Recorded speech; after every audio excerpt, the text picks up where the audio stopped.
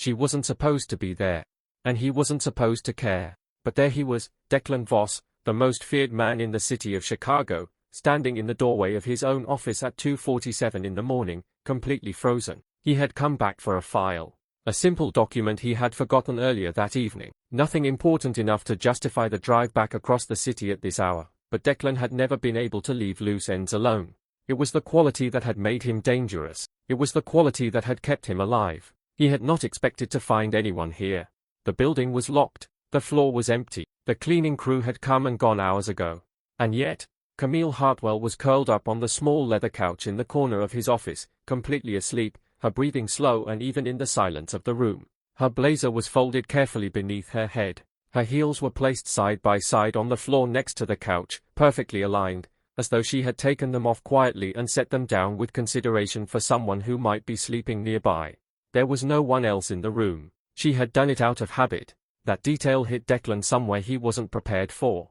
He stood in the doorway for a long time without moving. This was not something Declan Voss did, stand still without purpose, without a next move already forming. He was a man of motion and calculation, always 3 steps ahead of every room he entered. But standing here, looking at this woman who had worked 12 feet away from him for over a year, he found that his next move was not forming at all. What he felt instead was something slower and more unfamiliar. He looked at her face. Even in sleep, there was something careful about her expression, not peaceful the way most people look when they are truly resting, but guarded, like even her unconscious mind had not fully let go of whatever it was holding. He had seen that expression before. Not on her.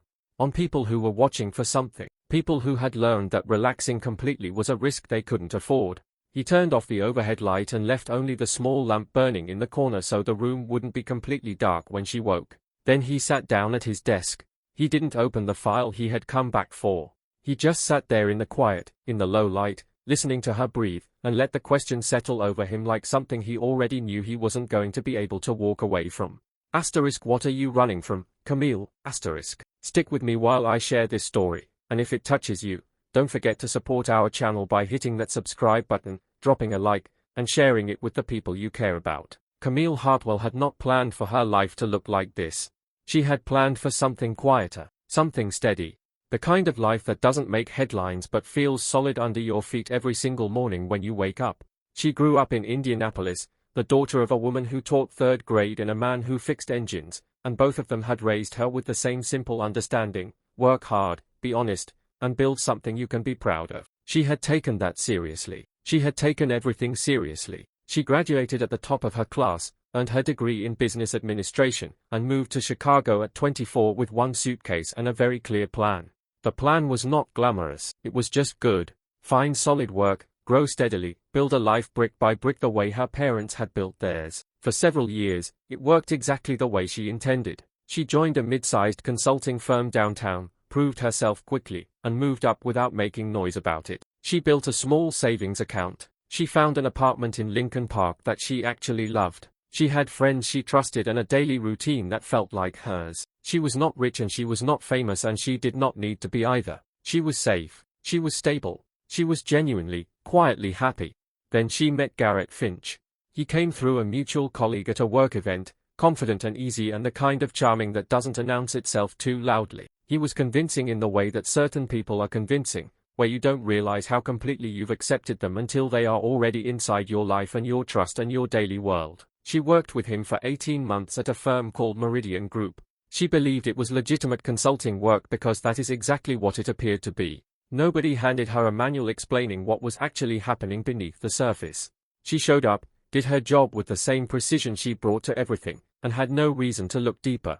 Until the morning she came in early and saw something she was never supposed to see. She didn't fully understand what she had witnessed in that moment. But she understood enough. She understood the tone of the room. She understood the way the 3 men went completely still when she appeared in the doorway.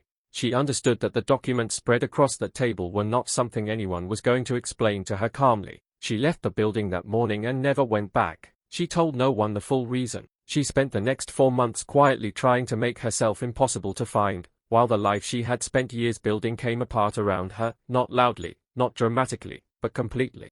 Camille woke up at 6:14 in the morning. For one second, just one, she didn't know where she was. The ceiling was wrong, the light was wrong, and her body tensed with the particular sharpness of someone whose nervous system had learned to treat disorientation as a warning signal. Then the room came into focus and she remembered. She sat up, pressed both hands against her face, and took one slow breath. Then she stood up and moved. There was no lying there, no easing into the morning the way people do when they feel safe. She straightened her clothes with quick, practiced hands, ran her fingers through her hair, and stepped back into her heels. She was composed in under 2 minutes. The private bathroom attached to the executive suite had a small mirror above the sink. She washed her face with cold water, checked her reflection with the same neutral assessment she gave everything, and made the small adjustments that turned exhaustion into professionalism. By the time the first members of the day staff arrived at 7:30, Camille Hartwell was already at her desk outside Declan's office with a fresh cup of coffee at her right hand and the morning's schedule printed and organized in front of her.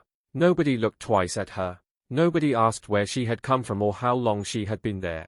She had learned, over the past 3 weeks, exactly how to move through a morning so that no questions formed in the first place. It required a specific kind of performance, not dramatic, not effortful, just consistent. Show up looking like you belong. Act like everything is normal. Give people no gap to look into. She was very good at it by now. Declan arrived at 8:15. He moved through the office the way he always did, with the quiet authority of a man who had never needed to announce himself, his coat coming off before he had fully crossed the threshold. He didn't look at her as he passed. He never looked at her as he passed. That had always been simply how he was, contained, forward-moving, his attention already inside whatever the next hour required. But he paused at his office door. Just for a second. His back still to her. "The Henderson file," he said, in the same low, even voice he used for everything. "On my desk by 9. It's already there," she said. He nodded once and went inside. The door closed behind him. She watched the closed door for a moment, then turned back to her screen. Inside the office, Declan sat down and looked at the Henderson file. He didn't open it. His eyes had gone to the couch in the corner, where her folded blazer was sitting in exactly the same position it had been in when she placed it there the night before, neat, careful, taking up as little space as possible. He pressed 2 fingers against his mouth. He sat like that for a while. Then he picked up his phone and called Marsh. Marsh Colton was not a man who rushed. That was what made him valuable. In a world where most people moved fast and left gaps, Marsh moved carefully and left nothing. He had been doing this kind of work for Declan for 11 years, and in that time he had learned that the quality of information depended entirely on the patience of the person collecting it. He took 48 hours. When he came into Declan's office on Thursday evening, he placed a single folder on the desk and stepped back. He didn't explain it. He didn't summarize it. He just waited while Declan opened it and read. Declan read for 11 minutes without looking up once. When he finally set the folder down, his face had gone completely still. Not tense, not angry, still. Marsh had worked beside this man long enough to know that the still version was the one that meant something had already been decided. The loud version was performance. The still version was real. "Garrett Finch," Declan said. "Tell me." Marsh had expected that name to come first. Finch was 44 years old, Cincinnati-born, and entirely clean on paper. Respectable consulting business, legitimate clients, no public record worth noting. The kind of man who appeared at the right events and knew the right people and gave no obvious reason for a second look. Off paper was a different story entirely. He was a facilitator, the kind that never touched anything directly and never appeared anywhere near the actual transactions. He connected people who needed things handled to people who handled them, and he stayed so far removed from the details that twice when investigators had gotten close, the witnesses had reconsidered their willingness to talk. Both times, the case had dissolved. Camille had worked for him at Meridian Group for 18 months without knowing what the firm actually was. The morning she came in early and walked into that meeting, she had seen enough to destroy him: 3 men, a financial exchange, documents connecting Finch to a laundering network operating across 4 states. She hadn't gone to the police because she was smart enough to know that wouldn't protect her. Instead, she had quietly calculated where she could go that would make Finch hesitate, and she had taken a job inside a building where hesitation was the best outcome she could hope for from anyone who meant her harm. Then 3 weeks ago someone recognized her at a restaurant and made a call. She came home to an unlocked door she had not left unlocked, packed a bag, and never went back to that apartment. Declan stood up slowly when Marsh finished. 3 weeks, he said quietly. She had been sleeping in his office for 3 weeks, arriving every morning looking like nothing in her life was wrong. He turned toward the window. She didn't think she had the right to tell him. His jaw tightened and he said nothing else. Declan went home that night and sat in his car in the parking garage for 4 minutes before going inside. He didn't do that. He was not a man who sat in cars. He went places, he handled things, he moved forward. Sitting still in a dark garage was not something that had ever been part of how he operated. But something Marsh had said was turning over in his mind and he couldn't quite place it yet, the way you can't quite place a sound you've heard before but can't immediately name. He went inside. He poured nothing, ate nothing. He walked directly to the desk in his private office at home and opened the bottom drawer, the one he had not opened in 9 years, and took out the photograph. It was old enough that the colors had softened at the edges. 3 men standing together at some gathering he could no longer fully remember the details of. He recognized himself immediately, younger, harder around the eyes. Beside him was Ronan, taller, warmer even in a photograph, the kind of person whose presence registered differently than everyone else's in a room. Ronan Voss, his older brother. Dead 8 years ago in this city, under circumstances that had never been fully resolved, never been fully explained, never given Declan the clean ending that grief requires to eventually loosen its grip. The third man in the photograph was standing slightly apart from the other two. Younger than he looked now, thinner across the face, but completely, unmistakably recognizable. Garrett Finch. Declan looked at the photograph for a long time without moving.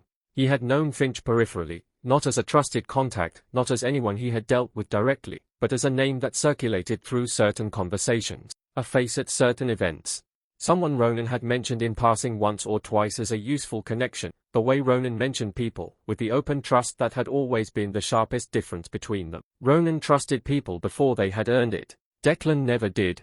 He called Marsh at 11:30. He said Finch's name and Ronan's name in the same sentence and told Marsh not to protect him from whatever came next.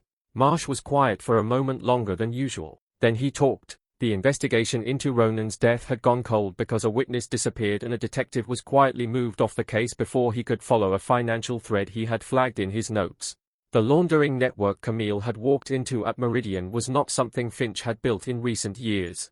It was older than that. It had been running for a long time, through different fronts, under different names. 8 years, Marsh said. Declan already knew what that meant before Marsh finished the sentence. Ronan had found out. Ronan had done what Ronan always did, gone directly to the source, face to face, believing that a straight conversation could resolve most things. He was dead within a week of that conversation. Declan set the photograph face down on the desk. The same man who had killed his brother was now hunting the woman who had been sitting 12 feet away from him every single day for 14 months. He sat with that for a long time. Then he picked up his phone again. He didn't go to her that night. He waited until the next morning, until she was settled at her desk with her coffee and her glasses and that focused expression she brought to everything, and then he walked out of his office and stood in front of her and said simply, "Come inside and close the door." She looked up at him. Something crossed her face, quick and unguarded, before the composure returned. She followed him in and closed the door and stood in the center of the room with her hands clasped in front of her. He sat on the edge of his desk and looked at her and understood now what he was seeing. A person who had trained herself to go completely still under pressure because stillness was safer than any visible reaction. He asked her how long she had been sleeping in the office. She said she didn't know what he meant. He said her name. Just her name, nothing attached to it, but in a way that was direct enough that it left her nowhere to go. Something in her shoulders came down slightly. Almost nothing. But he caught it. 3 weeks, she said quietly. He nodded and asked her about Garrett Finch. That was when something in her finally gave way. Not loudly, there were no tears, no raised voice. It was quieter than that. The kind of thing that happens when a person has been holding themselves together through willpower alone for too long and someone finally gives them permission to set it down. She sat down without being invited to and pressed her fingers against her mouth for a moment. She asked how he knew that name. He told her that was a longer conversation. Right now he wanted hers. So she told him everything.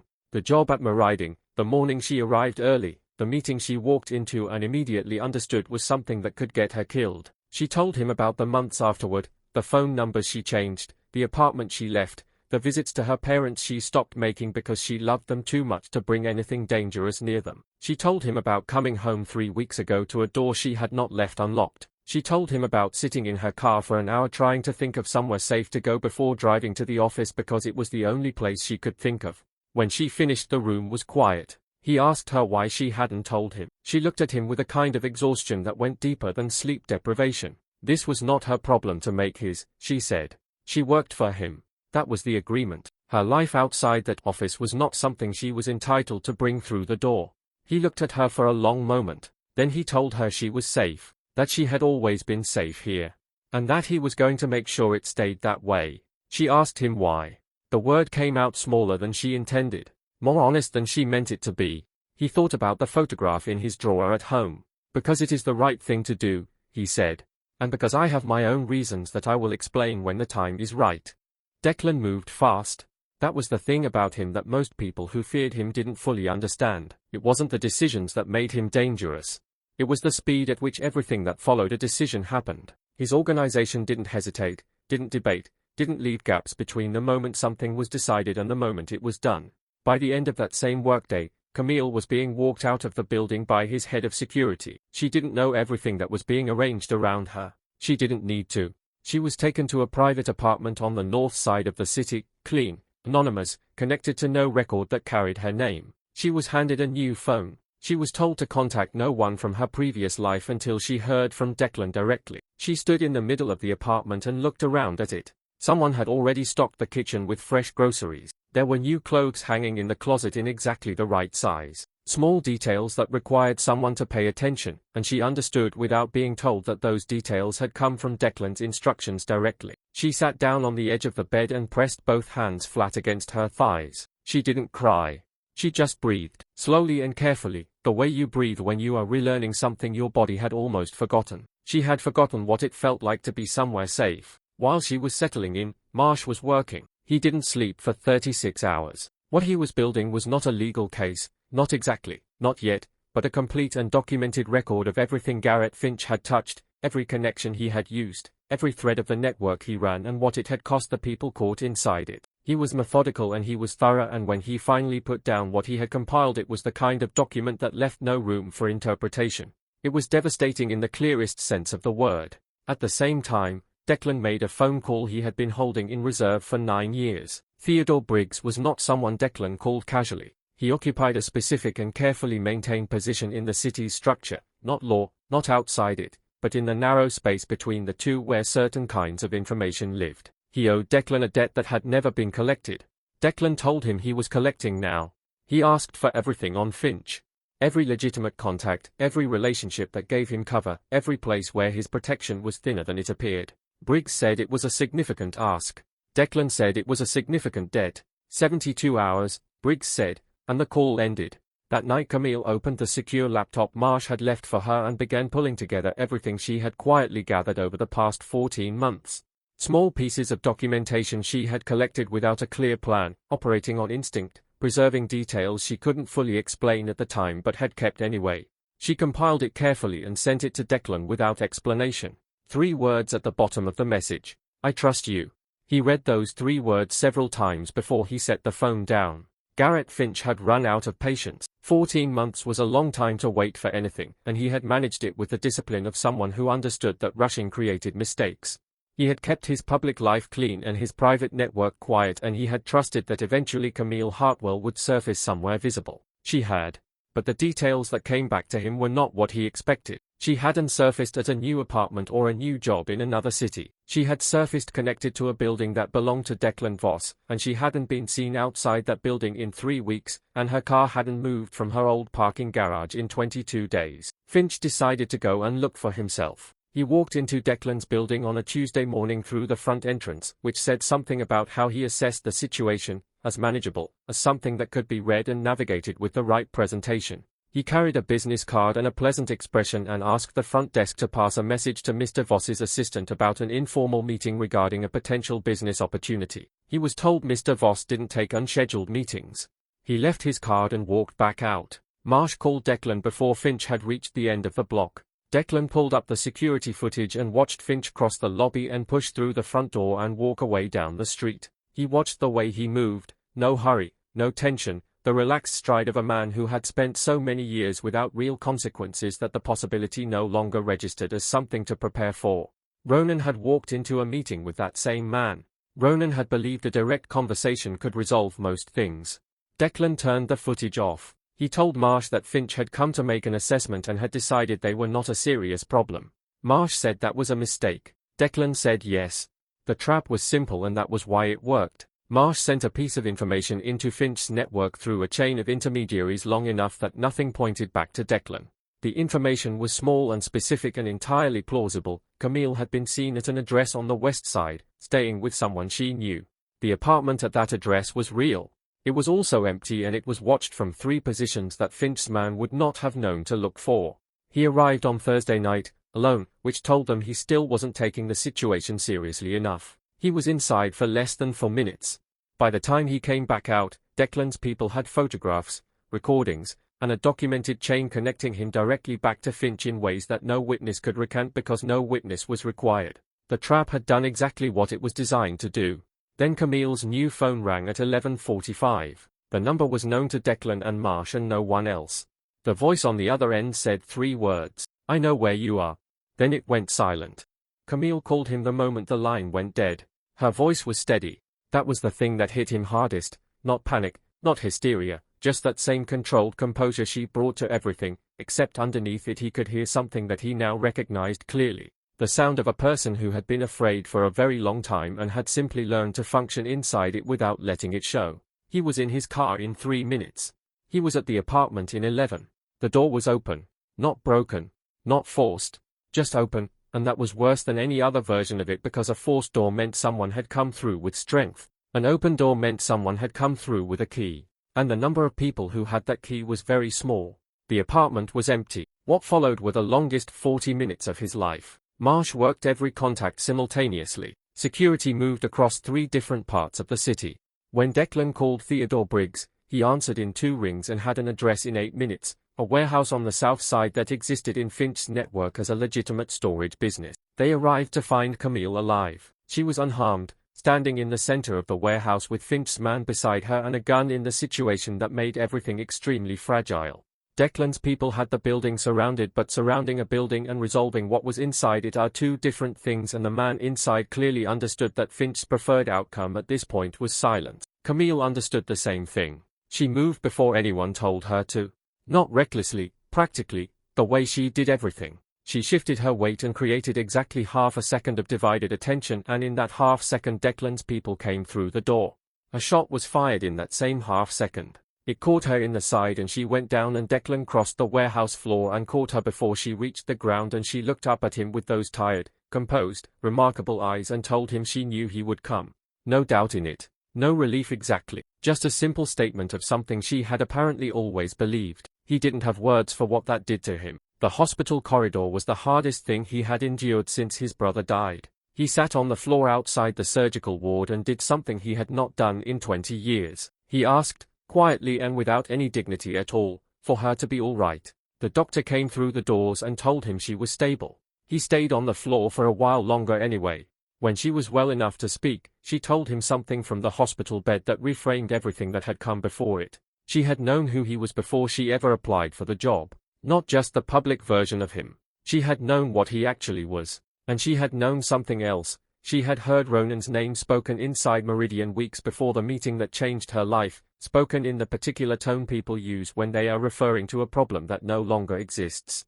After she ran and had time to think clearly, she had understood what that meant. She had come to his building not only for safety. She had come because she was carrying fragmented evidence connecting Finch to whatever had happened to someone named Ronan Voss, and she had told herself that if she ever felt safe enough she would find a way to give it to the right person. She hadn't known the right person was 10 feet away from her every single day. She hadn't known they were brothers. Not until 3 weeks ago, the same week the apartment door was unlocked, when she overheard something that made it clear. She had been sleeping on that couch trying to figure out how to tell him. Declan sat very still through all of it. When she finished he looked at her for a long moment. "You were trying to help me," he said. "You needed to know the truth about your brother," she said. "Someone needed to give it to you." He reached out and took her hand. Neither of them said anything else for a long time. Garrett Finch was arrested on a Friday morning. Not by Declan's people, though everything Declan's people had built made it possible. Federal investigators had been working toward Finch for years with a case that kept hitting walls. What they received through Theodore Briggs closed every gap: Camille's account of what she witnessed at Meridian, Marsh's documented record of the network, and the evidence connecting Finch to Ronan's death 8 years ago.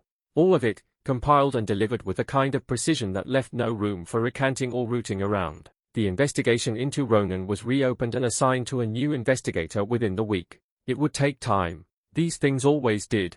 But the case was real and open, and Garrett Finch, for the first time in a very long career built on the assumption that consequences belonged to other people, had nowhere left to go. Camille stayed in the safe apartment for 3 more weeks to recover. Declan came every evening around 7. He didn't announce it or frame it as anything. He just showed up, sometimes with food and sometimes without, and sat with her while she healed. They didn't talk about the case or what had happened or what came next. They talked about ordinary things, the way two people talk when they are carefully and honestly discovering that they enjoy each other's company. He told her about Ronan, not the circumstances of his death. She knew enough of that and it was being handled now. He told her who Ronan actually was, the louder of the 2 brothers, the warmer one, the one who trusted people before they had earned it and somehow was usually right too, the one who had believed, genuinely and without performance, in the basic decency of most people even when the world kept offering evidence against it, the one who had made Declan feel, for as long as he was alive, like something better than what he was on his own. She listened to all of it without interrupting. He sounds like someone worth missing, she said one evening. He was, Declan said. She told him she was sorry she hadn't been able to give him more. The evidence she had carried was incomplete and she knew it. He looked at her and told her she had given him enough to open the door. That was more than he had managed in 8 years on his own. He looked at her and told her she had given him enough to open the door. That was more than he had managed in 8 years on his own. She nodded and looked out the window and he watched her in the evening light and understood something with a clarity that only comes after something terrible has fully passed. He was not going to let her disappear from his life. Not because of what she had done or what she had carried or what she had given him without being asked, but because she was the most honest person he had ever sat in a room with. He had spent 20 years surrounded by people performing loyalty and performing respect and performing everything, and he had forgotten what it felt like to be with someone who simply said what was true. She had been reminding him of that for 14 months. He just hadn't been paying attention. On the morning she moved out of the safe apartment, Declan showed up at the door to help carry boxes. She looked at him with something between amusement and surprise because this was genuinely not something anyone would have predicted Declan Voss doing. "You didn't have to come," she said. "I know," he said. She handed him a box and went back inside. He stood in the doorway of that small anonymous apartment that had kept her alive while everything outside it was being resolved and felt something he had not felt since before his brother died. The particular feeling of being exactly where you are supposed to be. 6 months later, Finch entered a plea on 12 federal counts. The homicide investigation into Ronan remained open with a new investigator and 2 additional members of the network were charged alongside him. Camille went back to work. Her title was different. Declan had restructured her role while she was recovering and presented it to her as a settled fact rather than a question, which she called presumptuous and he called accurate, and they disagreed about it the way 2 people disagree when they are both, underneath the disagreement, exactly where they want to be. She still arrived before everyone else. She still left last. She no longer folded her blazer under her head to sleep. She no longer stood completely still when she was afraid. And some mornings when Declan walked past her desk he would pause at his office door, just for a moment, the same way he had paused that very first morning before he knew anything at all, and something would move between them quietly that neither of them had found the right word for yet. Something still becoming what it was going to be. It had started in the middle of the night in a quiet office when a man who had closed himself off completely found a woman who had survived everything, and something in him knew her before his mind had caught up. Not in one moment. In many small ones. Each one, in the end, everything.